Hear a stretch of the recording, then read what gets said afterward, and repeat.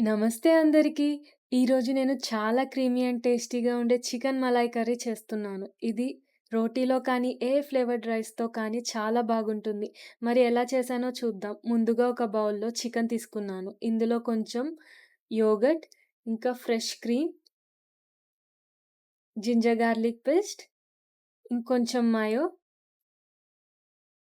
తర్వాత నేను క్రష్ చేసి పెట్టుకున్న పచ్చిమిర్చి, కొంచెం కొరియాండర్, మింట్, ఇంకా కసూరి మేతి కూడా యాడ్ చేశాను.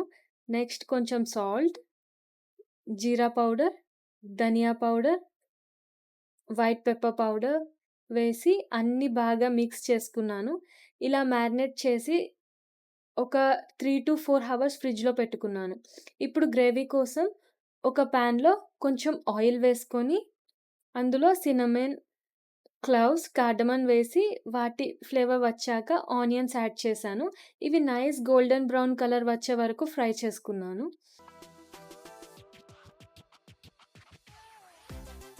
తర్వాత కొంచెం క్యాష్యూస్ కూడా వేసి వాటిని కూడా ఫ్రై చేసుకున్నాను. ఇవన్నీ చల్లారిన తర్వాత మిక్సర్ జార్‌లో వేసి స్మూత్ పేస్ట్ చేసుకొని పక్కన పెట్టుకున్నాను. ఇప్పుడు మళ్ళీ పాన్‌లో కొంచెం ఆయిల్, కొంచెం ఘీ వేసుకొని మ్యారినేట్ చేసి పెట్టుకున్న చికెన్ మొత్తం యాడ్ చేశాను.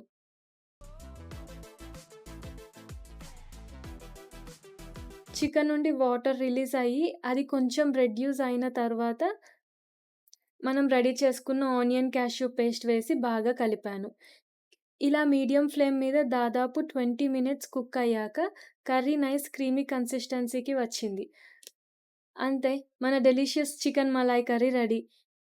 ఇది పులావ్‌తో అయినా, జీరా రైస్‌తో అయినా, ఏ ఫ్లేవర్డ్ రైస్‌తో అయినా చాలా బాగుంటుంది.